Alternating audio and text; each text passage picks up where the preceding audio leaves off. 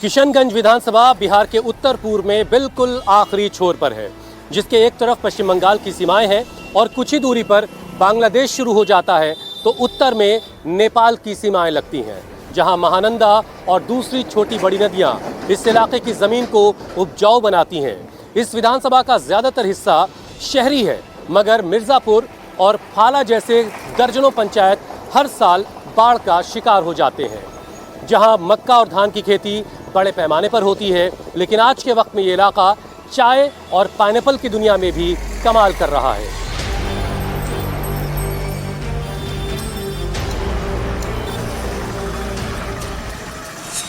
किशनगंज विधानसभा बिहार की सबसे चर्चित सीटों में से एक है, जहां मुसलमानों की आबादी करीब 60% है, जहां मुस्लिम वोटों की एकता और इसका बंटवारा हमेशा सुर्खियों में रहता है। ये सीट सीमांचल की धुरी कही जाती है। किशनगंज पारंपरिक तौर से कांग्रेस की सीट रही है, जहां से मौजूदा वक्त में कांग्रेस के इजहारुल हुसैन विधायक हैं। हिमालय की तलहटी में बसा किशनगंज कुदरती खूबसूरती से भरा हुआ है।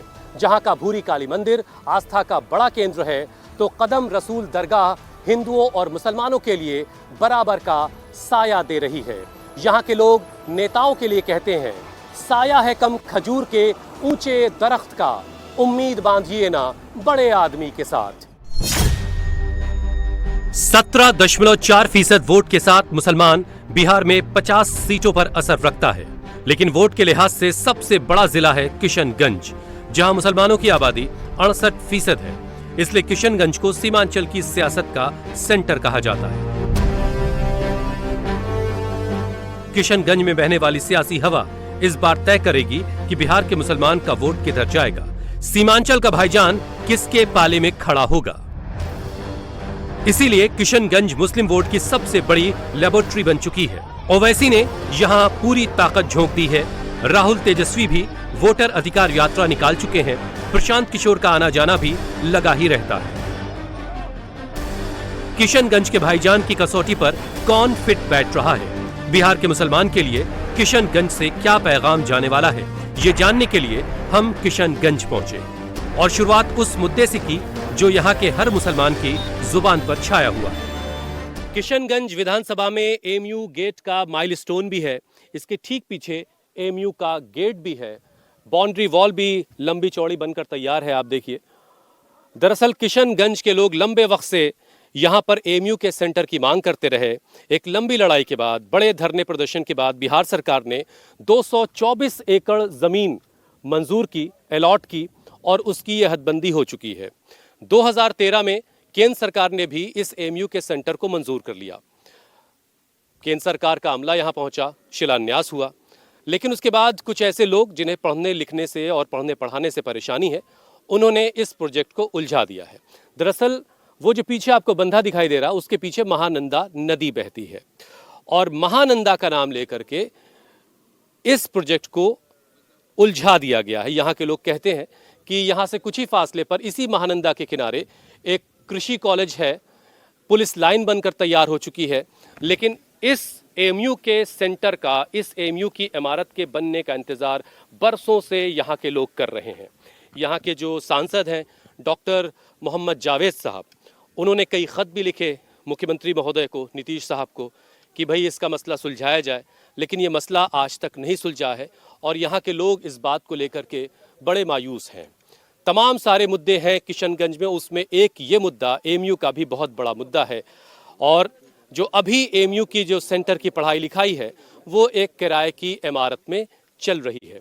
यहाँ के लोग बहुत सारे इकट्ठा हुए हैं, हमारे कैमरे को देख करके उनसे जानते हैं कि अब ऐसे वक्त में जब बहुत जल्द वोट करना है, तो क्या ये भी लोगों के जहन में है कि किशनगंज में एमयू का सेंटर जो है वो अब तक नहीं खुल सका है, तमाम दावों और वादों के बावजूद। सर, नाम क्या है आपका? मोहम्मद जुनैद आलम, एक्स मुखिया। जुनैद साहब क्या करते रहे? एक्स मुखिया। करते क्या, मुखिया के अलावा क्या काम धाम है? अभी प्रैक्टिस करते हैं। प्रैक्टिस करते हैं, डॉक्टर है, मेडिसिन भी है। अरे वाह, क्या बात है। तो ये एमयू का कैंपस का झगड़ा जो मैंने जितना बताया, उसके अलावा और क्या कहानी, जरा बताइए भाई। इसमें कहानी ये है कि 2000, वो तो हमने बता दिया। हाँ, अभी क्यों नहीं बन इसमें जो इसका जो काम शुरू हुआ, एनजीटी में केस चल रहा है सर्व न्यायालय में। तो इतना लंबा 17 में केस गया, हाँ, 25 हो गया है। एमयू वाले का कुछ गलती है कि कोर्ट में वो लोग नहीं जा रहे हैं। जाना चाहिए, जो एमयू के जो मेन ये है वाइस चांसलर, उसको जाना चाहिए इसमें केस में, वो पहुंचते नहीं है। आपके विधायक सांसद और क्या क्या कोशिश कर रहे हैं इस मामले में? विधायक सांसद तो कोशिश कर रहे हैं कि जल्द से जल्द एमयू का काम हो जाए और काम पढ़ाई चालू हो, जिसकी वजह से अभी भारे पर वहाँ अल्पसंख्यक आवासीय विद्यालय में वहाँ चल रहा है हलीम चौक खगड़ा में। अभी जब वोट करने जाएंगे तो ये भी मुद्दा है। हाँ, मुद्दा है नहीं, ये तो बहुत बड़ा मुद्दा है एमयू के लिए। मुद्दा है जी। तो कैसे फैसला होगा? आपके विधायक भी कांग्रेस के हैं, आपके सांसद भी कांग्रेस के, काम कांग्रेस जब तक था तो 136 करोड़ उन्होंने अलॉटमेंट किया, जिसके एवज में सिर्फ 10 करोड़ पैसा मिला, जिससे इसका बाउंड्री हुआ। उसके बाद केंद्र सरकार बदल गया, भाजपा जब से आई है तब से इसका काम यूं का तू पड़ा हुआ है। श्रीमान हम लोग ये किया है सर, क्या कि 136 करोड़ जो ये सेंक्शन किया था, जिसमें 80 करोड़ टका दिया गया, जिसका 4 दीवारी हुआ, बाकी 126 करोड़ को जल्दी से जल्दी सेंक्शन करें। अभी तो मामला एनजीटी में है, तो यार ये बताओ कि जब कांग्रेस के विधायक चुने हो, कांग्रेस का सांसद भी है यहाँ पे, इन लोग क्या ठीक से आवाज उठा पा रहे हैं? ये आवाज उठा रहे हैं सर, आवाज उठा रहे हैं, लेकिन केंद्र सरकार इस पर जो कोई अलग से मतलब ये नहीं कर रहा, हम लोग के साथ भेदभाव कर रहा है ना, क्या कर रहा है, भेदभाव किया जा रहा है। हो सकता है। अच्छा, हो सकता है सर, नहीं मिलने का तो वही कारण है ना, रीजन आखिर कुछ तो होगा। क्या नाम भाई आपका? मेरा नाम सरफराज है सर। सरफराज, अब ये बताओ कि बहुत जल्द जब वोट करोगे तो कैसे तय किया जाएगा कि भाई जिससे किशनगंज की समस्याएं भी सुलझे और ये सेंटर भी बन जाए, ये कैसे फैसला होगा? सर बहुत अफसोस की बात है कि हमारे प्रधानमंत्री स्लोगन देते हैं सबका साथ सबका विकास, लेकिन जब यह यूनिवर्सिटी कायम हुई थी वो उस टाइम यूपीए की सरकार थी, उन्होंने 2 जगह हिंदुस्तान में 2 जगह मुर्शिदाबाद और किशनगंज में इसका कैंपस दिया था, लेकिन मुर्शिदाबाद में तो कैंपस बन के तैयार हो गया और यहाँ पे हम लोगों का काम अधूरा अटका हुआ है। मुर्शिदाबाद में भी मुसलमानों की बड़ी आबादी, किशनगंज में भी है, वहाँ के लोग अच्छे लगे, यहाँ के खराब, ऐसा क्यों भाई? ये तो सर अब वो जो अभी सेंट्रल में जो एजुकेशन मिनिस्टर है धर्मेंद्र प्रधान जी, वही बताएंगे सर क्यों हम लोगों से इस तरह से रुसवाई है उनकी लगातार, जबकि माननीय सांसद जी लगातार लोकसभा में जो है। बिहार में ऐसा क्या होगा जिससे आपका ये सेंटर का रास्ता खुल पाएगा भाई? बिहार में सर हम लोग जो है लगातार जो है सांप्रदायिक शक्तियों के खिलाफ वोट करेंगे इस बार, चाहे जो हो जाए। कैसे फैसला होने वाला है इस बार, क्या करेगा किशनगंज? सर सीमांचल के विकास के लिए हम लोग इस बार वोट करना चाहेंगे। पिछली बार किसके लिए किया था? पिछली बार भी हम लोग विकास के लिए कर रहे थे, लेकिन तो विकास हुआ कुछ नहीं, विकास तो अब तक हम लोग को कुछ नहीं। विधायक ने काम किया कुछ? मौजूदा विधायक से हम लोग नाखुश हैं। अच्छा, जो अभी हम लोग के वर्तमान में कांग्रेस के विधायक हैं। बाकी सांसद महोदय हम लोगों के बहुत अच्छे हैं। चाचा आपका नाम क्या हुआ? मोहम्मद अफजल हुसैन। अफजल हुसैन साहब, ये क्या मामला है भाई, ये सेंटर का क्यों नहीं बन पा रहा है? देखिए सर, ये तो जब कांग्रेस की हुकूमत थी उसने अपने तौर से यहाँ पर पैसा रिलीज किया, लेकिन जो ही बीजेपी की हुकूमत आई तो उसने इसको जो है जूं का तूं वैसे छोड़ दिया था कि 4 दीवारी जो किया, ये भी बीजेपी की हुकूमत तो कहती है ना सबका साथ सबका विकास, वो कहती है, कहने वाली बात है, लेकिन जहाँ तक है मुसलमानों को उतना उसके दौर में फायदा हुआ नहीं। बिहार के मुसलमान वोट को लेकर सबसे बड़ा मिथक ये है कि ये वोट बढ़ता नहीं है, जबकि सच कुछ और है। बीजेपी के साथ मिलकर चुनाव लड़ने के बावजूद नीतीश कुमार मुसलमानों के 10 से 15% वोट हासिल कर लेते हैं। ओवैसी ने तो पिछली बार सीमांचल में ताकत दिखाकर तेजस्वी का रथ ही रोक दिया था। नीतीश को ये वोट कैसे मिलता है, ओवैसी को कौन से मुसलमानों का सपोर्ट मिलता है, समझ लीजिए। बिहार में 4.77% अगड़े यानी अशराफ मुसलमान हैं। इसमें शेख, सैयद और पठान आते हैं। बिहार के बाकी 12.65% मुसलमान पसमानदा हैं। इन्हें पिछड़ा, अति पिछड़ा की कैटेगरी में बांटा गया है। इसमें मुसलमानों की 30 से ज्यादा जातियां हैं। ओवैसी अशराफ हैं, अख्तरुल ईमान अशराफ हैं। तेजस्वी और राहुल की पार्टी में भी अशराफ मुसलमानों की पोजीशन स्ट्रांग है। नीतीश को ईबीसी मुसलमानों का साथ मिलता है, लेकिन इस बार मुसलमान बस्तियों में हर ओर हवा कुछ और ही बह रही है। किशनगंज एक कृषि प्रधान इलाका है और यहाँ की इकोनॉमी में एक बड़ा हिस्सा धान का है। ये एक धान का खेत है। धान के अलावा यहाँ पर मक्के की फसल होती है जिसे कैश क्रॉप कहा जाता है। और पिछले कुछ वक्त से किशनगंज जो है वो चाय की दुनिया में भी अपना नाम रोशन कर रहा है। इसके अलावा पाइनएप्पल भी यहाँ पर बड़े पैमाने पर पाइनएप्पल की भी खेती होती है और यहाँ की इकोनॉमी में खेती ही सबसे बड़ा रोल प्ले करती है। खेती किसानी से जुड़े ही जो तमाम काम हैं वही रोज़गार का ज़रिया है।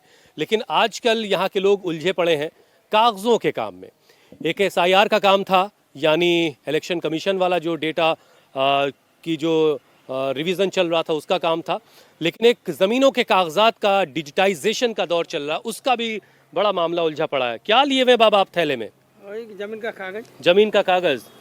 नाम क्या हुआ आपका? मेरा नाम तो MD सैफुद्दीन है। ये मेरा सैफुद्दीन, ये मेरा सैफुद्दीन। हाँ, मेरा मम्मी का है इठो। अच्छा, तो कागज के काम में कोई दिक्कत तो नहीं आ रही है? नहीं नहीं। बहुत तरफ लोग शिकायत कर रहा है कि बहुत उलझा रखा है बाबुओं ने, अधिकारियों ने, है? जी जी जी, उलझा के रखा है। मतलब दौड़ धाप करना ही पड़ता है, ये सब कागज इतना जल्दी नहीं मिलता है आसान से। कितने दिनों से दौड़ रहे हैं आप इस कागज के चक्कर में? मोटा मोटी 2 दिन 3 दिन पहले भी आए थे, उसके बाद फिर आज आए तो कुछ कागज मिला, कुछ बाकी है। अच्छा, अभी भी बाकी है जी। ठीक है। अरे तो अपने विधायक जी से मिल लेते जाकर के, वो आपका काम आसान करवा देते। कभी भेंट हुआ इज़हारुल हुसैन से? होता है, मतलब जब भी आता है तब होता है, नहीं तो इधर नहीं होता है भेंट। जब भी आता है तभी होता है भेंट उनसे। मोदी जी की माता जी के अपमान का एक मुद्दा चल रहा है, क्या ये वोट में भी कुछ रहेगा? क्या इससे नुकसान होगा क्या कुछ? जी, लोग तो ये भी जान रहे हैं कि ये तो गलत है सर, नहीं बोलना चाहिए था। किसी को भी जो भी बोला है उनका हम लोग सब खेद करते हैं, लेकिन उससे पहले भी हम लोग देखे हैं कि भारतीय राजनीति में ये हमारा देश में ये दुर्भाग्य की बात है, कभी सोनिया गांधी को, माता सोनिया गांधी को भी गाली देती है। माता सोनिया गांधी तुम कह रहे हो, मतलब तुम कांग्रेसी हो? नहीं, कांग्रेसी तो सर हम लोग यहाँ के जितने भी पूर्वज है सब कांग्रेसी ही थे। अच्छा, आज भी जो है कांग्रेस की विचारधाराओं में हम लोग हैं। गांधी को बहुत बुरा भला कहा जी, जाता है, उसके बाद जो है सर हमारे माँ बहनों को बहुत सारे, ये मुद्दा है कुछ? नहीं, ये कोई मुद्दा नहीं है सर। ये जो है, जो गलत आदमी है वो गाली देगा, जो सही आदमी है तो कभी गाली नहीं देगा। वोट एकजुट होगा? नहीं, यहाँ हिंदू मुस्लिम का कोई मामला नहीं है सर, ये एक माँ का मामला है। इस बार किशनगंज में क्या होने जा रहा है सर? किशनगंज में ये होना है राजनीतिक दृष्टिकोण से। यहाँ पर सर जिस तरह से अभी वोटर यात्रा जो निकाला है राहुल गांधी और तेजस्वी यादव, ये सर काबिल तारीफ है। लोग असर कर रहा है। जी, असर कर रहा है। लोग उतना मुसलमानों का वोट एकजुट रहेगा, बट रहा है सर? मुसलमानों का वोट तो हमेशा बंटवारा में ही रहा है। अच्छा, तभी जीत बहुत छोटी छोटी हाँ, सी होती है, बहुत कम मार्जिन से जीत होती है। तेजस्वी की बात हो रही है ना? तो ये ओवैसी साहब को भी इस किशनगंज से बड़ी मोहब्बत है ना? बड़ा चर्चा में है कि ओवैसी साहब आएंगे तो पतंग बहुत ऊपर तक जाएगी। नहीं, वो तो हवा में है, मगर यहाँ का माहौल है तेजस्वी राहुल। अच्छा, वो सिर्फ हवा में है पतंग। हवा में है पतंग। अच्छा, यहाँ जो है ओवैसी को उम्मीद नहीं लगानी चाहिए यहाँ से? नहीं, यहाँ से उम्मीद नहीं लगाना चाहिए। ओवैसी साहब यहाँ से जीत रहे हैं, राहुल तेजस्वी बाजी मारेंगे या एक बार फिर से नीतीश कुमार? राहुल तेजस्वी। राहुल तेजस्वी जी, पूरे बिहार में। विधायक तो आपके पहले से कांग्रेस के हैं, कैसा काम हम किए आपके लिए? काम अच्छा किए हैं। काम अच्छा किए जी, विकास हुआ एकदम बिल्कुल जी। तो अब जरूरत नहीं किसी चीज की? किसी चीज की जरूरत नहीं। किशनगंज विधानसभा सीट पर मुसलमानों का वोट हर बार मुस्लिम उम्मीदवार के बीच पड़ता है। हिंदू वोट अक्सर एकजुट होकर गिरता है, फिर भी बीजेपी यहां जीत का फॉर्मूला नहीं तलाश सकी है। पिछले 58 सालों से इस सीट पर किसी हिंदू उम्मीदवार को जीत नहीं मिली है और इस बार बांग्लादेशी घुसपैठियों का शोर इस सीट पर बहुत ज्यादा है। यह किशनगंज और बिहार का बिल्कुल आखिरी सिरा है। यहाँ के बाद से पश्चिम बंगाल के इलाके शुरू हो जाते हैं। ये जो बैरिकेड आप इस वक्त देख रहे हैं, ये उत्तर दिनाजपुर की पुलिस का है, ट्रैफिक पुलिस का, और जो इलाका पड़ता है वो है चाकुलिया। अब चूंकि वेस्ट बंगाल बिल्कुल सटा हुआ है और यहाँ से करीब 50 किलोमीटर के फासले पर बांग्लादेश की सीमाएं भी यहाँ से शुरू हो जाती हैं, और ऐसे में इस पूरे इलाके में बांग्ला भाषी बोलने वालों की तादाद भी अच्छी खासी है। और आप जान रहे हैं कि इस वक्त बिहार की सियासत में बांग्लादेशी भी एक बड़ा मुद्दा बना हुआ है। तो आइए कुछ इलाकों में चलेंगे, ऐसे इलाकों में भी जहाँ पर बांग्ला भाषी लोग रहते हैं, लेकिन वो यहाँ के रहने वाले हैं, यहीं के आबाई हैं, मतलब वो किशनगंज के ही रहने वाले हैं, ऐसा उन सब का दावा है। लेकिन सियासत तो अपना काम कर ही रही है। मुसलमान वोट के सबसे ज्यादा दबदबे वाली सीट किशनगंज में हर बार टफ फाइट होती है। बीजेपी जीत के करीब तो पहुंच जाती है, लेकिन जीत नहीं पाती। 2010 में कांग्रेस को जीत मिली, बीजेपी जीत से सिर्फ 264 वोट दूर रही। 2015 में कांग्रेस ने बीजेपी को 8,609 वोट के मार्जिन से हराया। 2020 में बीजेपी जीत से सिर्फ 1,381 वोट दूर रह गई। किशनगंज वो सीट है जहां उपचुनाव में ओवैसी ने पहली बार अपना खाता खोला था और इस बार ओवैसी पूरी ताकत से उतर चुके हैं। अगर इस सीट पर भाईजान ने ओवैसी को सपोर्ट दे दिया तो फाइट बहुत टफ हो सकती है। किशनगंज विधानसभा में घूमते घूमते अब हम कदम रसूल दरगाह के कैंपस में हैं। ये दरगाह यहाँ के लोगों के बीच आस्था का बड़ा केंद्र है, जहाँ बड़ी तादाद में मुसलमान आते हैं तो बड़ी तादाद में हिंदुओं की भी हाजिरी यहाँ पर लगती है। कुछ लोग हैं यहाँ पर, ज़रा उनसे बात करते हैं और समझते हैं कि आने वाले वक्त में कैसे मुसलमानों का वोट जो है वो कास्ट होगा, क्या क्या मुद्दे हैं इनके। सर, नाम क्या है आपका? मेरा नाम मुश्ताक अहमद है। मुश्ताक साहब, क्या अर्थ क्या है भैया आप? जी, हम तो मेडिकल में काम करते हैं। मेडिकल में? नर्सिंग होम में। अच्छा अच्छा अच्छा। तो क्या हाल है भाई आपके यहाँ मेडिकल फैसिलिटीज़ का क्या हाल है? हेल्थ केयर सिस्टम कैसा है? जी, बहुत अच्छा है। सरकारी इलाज का क्या हाल है? जी, आयुष्मान से भी हो रहा है इलाज। हो रहा है, सब ठीक ठाक चल रहा है? जी, ठीक। मोदी जी का योजना पहुँचा हुआ है? योजना पहुँचा हुआ है। नीतीश जी का योजना सब पहुँचा हुआ है। तो नीतीश जी रिपीट भी कर रहे हैं क्या इस बार? हाँ, तो जनता ही बताएंगे ना। हम तो आप जनता नहीं है क्या? आप भी तो जनता ही हैं। हाँ, जनता है। हम लोग सब मिलके तो उनको, केदार साहब ने कैसा काम किया? उनका काम से हम लोग संतुष्ट नहीं हैं। अच्छा, तो इस बार यहाँ बदलाव होगा? बदलाव होगा। पटना में? पटना में भी बदलाव होगा। और ये आपके इजहार साहब ने कुछ जिंदगी बेहतर की आपकी? हाँ, कुछ कुछ किया है। कुछ कुछ किया है। हाँ। अभी बहुत कुछ होना बाकी है। बहुत कुछ होना तो बाकी बहुत है। कुछ कौन करेगा? इजहार करेंगे, कोई और करेगा? इस साल तो देखिए कौन करता है। हैं? अभी ओवैसी साहब जीत रहे हैं कि नहीं जीत रहे हैं? वो तो जीतेगा ही वो सर। जीतेगा। हाँ। और राहुल तेजस्वी? वो भी जीतेगा। हाँ। ओवैसी भी जीतेंगे, राहुल तेजस्वी भी जीतेंगे, और नीतीश जी? नीतीश जी नहीं जीतेगा। नीतीश जी नहीं जीतेंगे। काजी, नाम क्या हुआ तुम्हारा? मोहम्मद तस्वर। मोहम्मद तस्वर। अच्छा, ये बताओ कि यहाँ से इस बार कौन जीतेगा? कुछ बातचीत हो रही इस बार है? तो चांस लग रहा है कांग्रेस से ही निकलेगा। कांग्रेस निकलेगा। मोदी जी का बात नहीं हो रहा है? मोदी जी का बात नहीं चल रहा है। अच्छा, और ओवैसी का? ओवैसी का अभी है, उसका हल्ला गुल्ला चल रहा है। अब देखते हैं क्या हो रहा है। कैंडिडेट चेंज होना चाहिए किशनगंज में। अच्छा, किसका कैंडिडेट? ये कांग्रेस ही आए पर कैंडिडेट ये किशनगंज का चेंज होना चाहिए बस। अच्छा, कांग्रेस ही आए जी। और उधर पटना में? पटना में भी चेंज होना चाहिए। पटना में भी चेंज चाहिए? दोनों जगह चेंज? दोनों जगह चेंज चाहिए। अच्छा, तो अगर ओवैसी साहब का उम्मीदवार यहाँ अच्छा मिल गया तो वो भी सही है, कोई दिक्कत नहीं उसके लिए। जीत जाएगा? जी, इंशाल्लाह जीतेगा। वो भी जीतेगा। वो भी जीतेगा? जी जी। और कांग्रेस का भी जीतेगा? जी, दोनों को जिता दोगे? दोनों को जीता। ऐसे कैसे होगा जी? एक जगह से अलग अलग जगह से जीतेगा ना। अलग अलग जगह से जीतेगा। किशनगंज का बात कर और रहे हैं? किशनगंज से कांग्रेस ही जीतना सही है। अच्छा। जैसे जो परंपरा चलते आ रहा पहले से वही जीतना जरूरी है। अरे यार, ये मोदी जी की अम्मा का अपमान वाली बात जो चल रही, ये वोट देते वक्त भी कुछ असर करेगी क्या? कुछ नहीं असर पड़ेगा, वो भी तो गाली दिया है। किशनगंज को बिहार का मिनी दार्जिलिंग कहा जाता है। असम की तरह यहाँ के किसान भी चाय की पैदावार कर रहे हैं। मुसलमानों का बड़ा तबका चाय की बागवानी से जुड़ा है। पश्चिम बंगाल के दार्जिलिंग का नाम आपने बहुत सुना होगा, वहां की चाय भी आपने खूब पी होगी। चाय आप रोजाना पी भी रहे हैं, लेकिन बहुत मुमकिन है कि जो चाय आप तक पहुंच रही है वो बिहार के दार्जिलिंग की हो।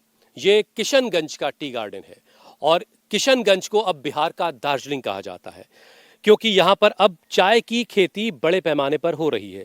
चाय की पैदावार यहाँ अच्छी खासी होती। देखिए, एक खूबी ये है इसकी खेती की कि बहुत ज़्यादा वक्त तक ये पौधे जो हैं वो काम करते रहते हैं। मतलब ये कि एक दफ़ा अगर इसका पौधा चाय का लगा दिया गया तो तकरीबन 30 से 50 बरसों तक ये पौधे रहते हैं और ऊपर की जो कोपलें हैं वो तोड़ी जाती रहती हैं और इस तरीके से काम चलता रहता है।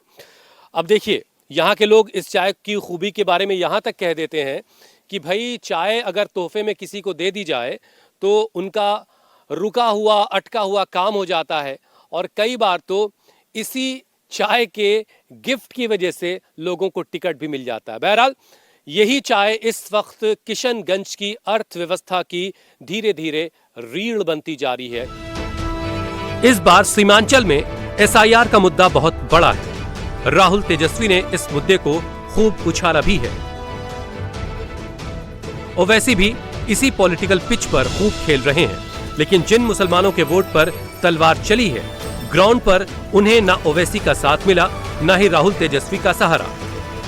हम इस वक्त किशनगंज विधानसभा की मोती बाग करबला में हैं और ये जो प्रॉपर्टी है, ये जो दरगाह है, सैयद असगर रजा खान बहादुर वक्फ एस्टेट में आती है। ऐसी कई प्रॉपर्टीज़ इस वक्फ में शामिल है जो शहर के मुख्तलिफ हिस्सों में है।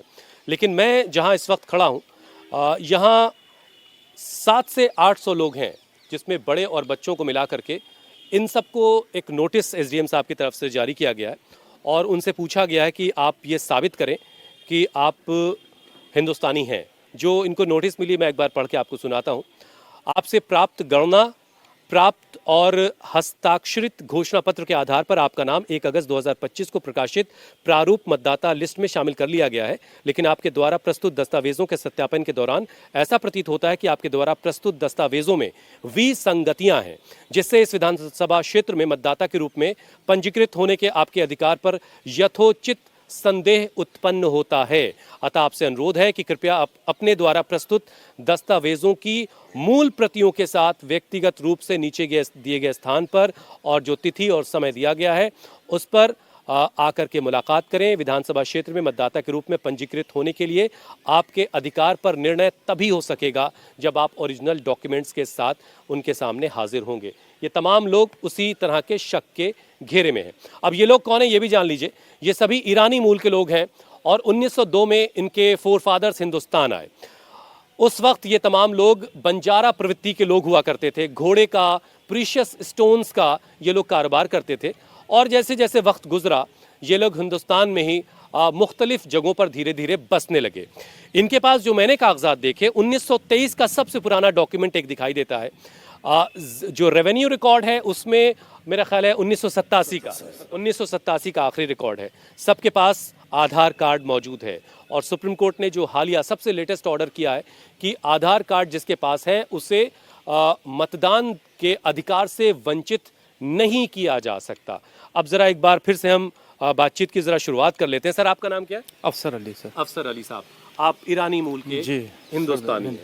ठीक है। आपके कब दादा आए थे, परदादा आए थे? ये तो कह नहीं सकते हैं सर कब आए थे। वो कम से कम जो है हमारे दादा के पीरियड के तो हम जानते हैं कि कब्र उनका भी जो है बंगाल के एक जगह में है बस। अच्छा। इसी जगह सर हिंदुस्तान में ही है। किशनगंज में कहाँ कब से हैं? किशनगंज में तो पैदा ही हुए हैं सर हम लोग। जी पैदाइश। तो आपका जो जन्म प्रमाण पत्र होता है वो है कि नहीं? नहीं बनाए थे उस समय सर। बच्चों का बनाया है? बच्चों का है सर। अच्छा। तो अभी क्या मुश्किल आ रही है? मुश्किल आ रही है कि सर पहले भी हम लोग क्यों नहीं मान रहे एसडीएम साहब की आप जो डॉक्यूमेंट दे रहे हैं वो सही है या उसमें शक क्यों पैदा हो रहा है उनको? ये तो हम लोग उनसे पूछे सर। हाँ। वो कह रहे हैं कि अब हम लोग को डेट दिए हैं, वो एक टाइम दिए हुए हैं। हाँ। तो कल परसों तक वो बुलाते हैं हम लोग को, अब डिटेल्स बताएंगे वो क्यों नहीं चढ़ा रहे हैं हम लोग का नाम। अच्छा। चढ़ा हुआ है ऑलरेडी, अभी लिस्ट में है जी। लेकिन 2003 में वोटर लिस्ट में नाम है ऑलरेडी हम लोग का। अच्छा। तो अब जो है वो कह रहे हैं कि अब ये नाम कैसे चढ़ा है, ये शक के आधार पर है। हाँ। बस इसी पर शक है। जी। तो कभी आपने अपने विधायक से, अपने सांसद से जाके मुलाकात की, कहा भाई ये सब मुश्किलें आ रही पेश? जी सबसे मुलाकात की है। तो जावेद साहब ने क्या कहा? बस आश्वासन देते हैं सब। आश्वासन देते हैं ठीक है कोई बात नहीं हो जाएगा, कोई आप बेफिक्र रहिए। आपके पास पासपोर्ट भी है? जी सबके पास पासपोर्ट है। सबके पास पासपोर्ट है। उसके बावजूद ये देखिए ये पासपोर्ट है MD एहसन यानी मोहम्मद एहसन 12/3/1972 की पैदाइश है। किशनगंज बिहार का इसमें एड्रेस है। आपके पास इसके अलावा आधार भी है और ड्राइविंग लाइसेंस भी है, पैन कार्ड भी है, सारी चीज़ें मौजूद हैं। तो फिर जब ये सारी चीज़ें फिर भी शक किस बात का हो रहा है? सर इसमें तो अब हम लोगों ने उनसे कहा था कि जो डॉक्यूमेंट आपने मांगा वो डॉक्यूमेंट SIR के थ्रू से, तो हम लोग जो जितना का आप मांगे थे 2003 में तो वो हम लोगों ने दे दिया आपको। अब ये उनका कहना है कि 2003 से नाम आपका चढ़ा कैसे? तो हमने कहा जो BLO हमने अप्लाई किया है। तो सरकार आप हैं, आप बताएं। सरकार अब BLO था, हमने अब ऑनलाइन किया, ऑनलाइन पे चढ़ गया।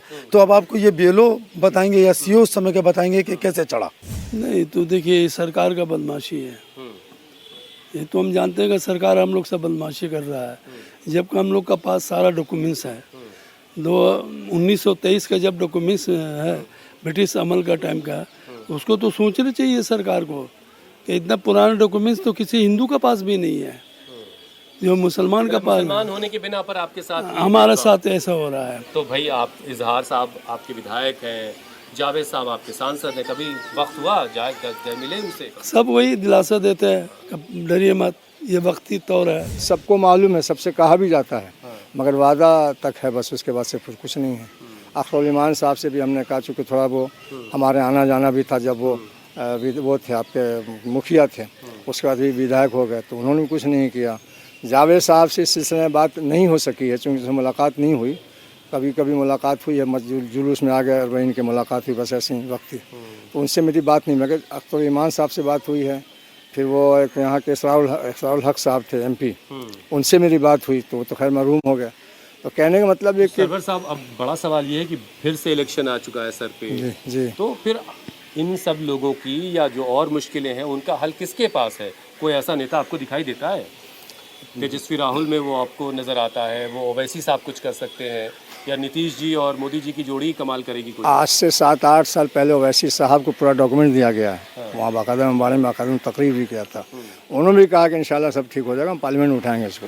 कुछ नहीं किया, पार्लियामेंट में नहीं उठाया, कुछ नहीं उठाया। बिहार में M+Y इक्वेशन सबसे स्ट्रांग माना जाता है। 3 दशक से लालू इसी समीकरण के सहारे मैदान में डटे हुए हैं। सीमांचल के मुसलमानों के बीच इस बार भी राहुल तेजस्वी की जोड़ी ही फेवरेट है, लेकिन ओवैसी और PK की सेंधमारी का डर कांग्रेस को सता रहा है, क्योंकि अगर 2 से 4% वोट भी इधर से उधर हुआ तो सीमांचल का इक्वेशन गड़बड़ा सकता है। हम इस वक्त दाऊद भाई की पान की दुकान पर हैं और दाऊद भाई जो है पान में चूना लगा रहे हैं। अब देखिए, सियासी पार्टियां एक दूसरे को चूना लगाने में लगी हैं, वो अलग का मामला है, लेकिन ये चूना जो है वो लोगों के लिए फ़ायदेमंद होता है। अब ये दाऊद भाई की जो शॉप है वो किशनगंज विधानसभा में सुभाष पल्ली एक इलाका है और उसी चौराहे पर है। आप इसे दिल्ली का कनॉट प्लेस कह सकते हैं। शाम के वक्त जब लोग खाना पीना खा लेते हैं तो यहाँ घूमने के लिए आते हैं। अब ये दुकान ऐसी दुकान है जहाँ सांसद भी आते हैं, जहाँ विधायक जी भी आते हैं, जहाँ जो दूसरे कंटेस्ट किए हुए उम्मीदवार हैं वो भी आते हैं। तो ज़रा हम दाऊद भाई से बात कर लेते हैं। दाऊद भाई, कौन कौन चक्कर लगा रहा है आपके यहाँ? मेरे यहाँ तो देखिए जावेद भाई, डॉक्टर मोहम्मद जावेद, डॉक्टर मोहम्मद जावेद साहब भी आते हैं, और जब जब आते हैं तो आते हैं यहाँ हमारे पास। मतलब शहर में है तो आपके पास हाजिरी लगेगी? बिल्कुल आएंगे। और विधायक में हमारा याउल हक साहब हैं, वो तो आते ही है। इजहारुल हुसैन साहब, याउल हुसैन साहब, हाँ, वो भी आते ही रहते हैं। इसके अलावा और कौन आता है? जैसे कि मास्टर मुजाहिद साहब आते ही हैं।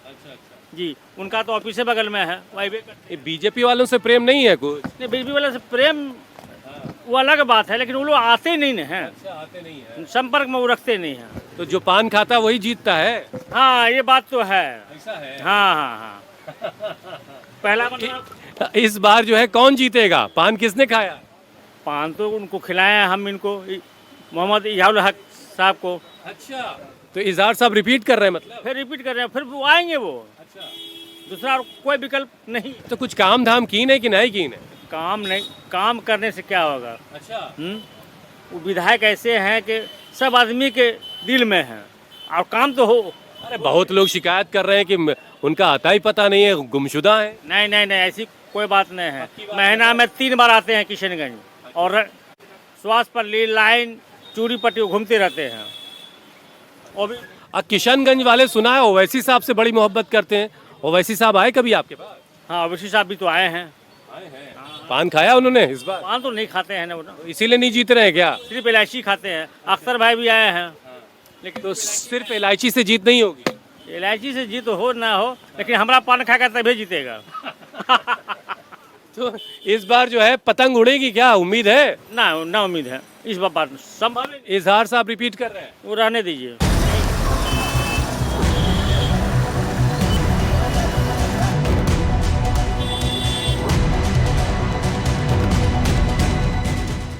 किशनगंज विधानसभा में मुसलमानों का वोट सबको चाहिए या वोटों का बिखराव चाहिए? मुस्लिम वोटों का बिखराव और हिंदू वोटों का एकजुट होना एनडीए उम्मीदवार का रास्ता साफ कर सकता है, जबकि इंडिया गठबंधन के सामने सबसे बड़ी चुनौती मुस्लिम वोटों के बिखराव को कम से कम करने की है। लेकिन उम्मीदवारों की लंबी होती लिस्ट ये काम मुश्किल बनाती है। लड़ाई इंडिया बनाम एनडीए की है, मगर मौजूद ओवैसी भी हैं। पीके और चंद्रशेखर आजाद भी ताल ठोक रहे हैं। रोजी रोटी यकीनन सबसे बड़ा मुद्दा है, लेकिन यहाँ के लोग एएमयू सेंटर का दुख लिए हुए सलाम करते हैं। मैं उससे मिलकर उसे अपना दुख सुनाने ही वाला था, सलाम करते ही जिसने कह दिया खुदा हाफिज। किशनगंज से कैमरा पर्सन अनिल मिश्रा के साथ मैं हुसैन रिजवी, इंडिया टीवी के लिए।